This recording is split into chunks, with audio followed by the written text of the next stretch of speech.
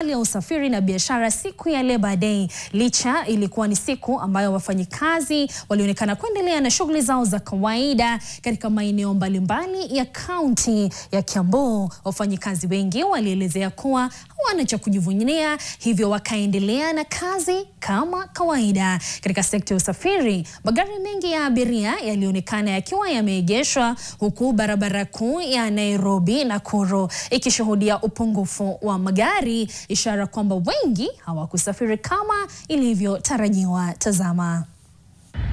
Hapa ni Kamadora katika barabara kuu ya Nairobi hadi Nakuru. Kwa kawaida shughuli ya usafiri hukuwa nyingi mno, ila siku ya leo magari ya usafiri ya umma ni machache zaidi.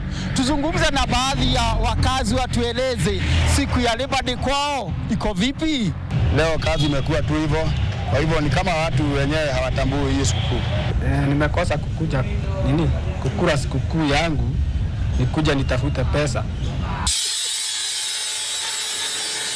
Juu kazi imekosa sana. Sasa sikukuu ya leo sina hoja nayo sana.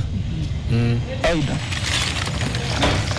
Pengine utuambie unaitwa nani na hasa siku ya leo inakupeleka vipi? Kwa majina mimi naitwa Wetao Mugai, mkaaji wa Limuru, kaunti ya Kiambu. Kwa kusema ukweli, siku ya leo tunasherehekea Labor Day.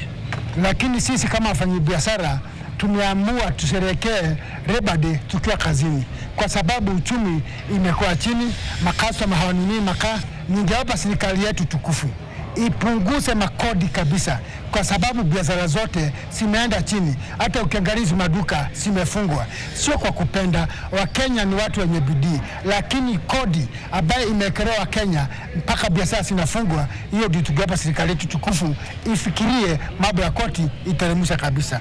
Mimi sina kitu ya kusherehekea bwana. Ndio naona nang'ang'ana na kazi, ndio nione kama tapata kitu ya jioni ya kukula. Kazi imekuwa, maisha imekuwa ngumu.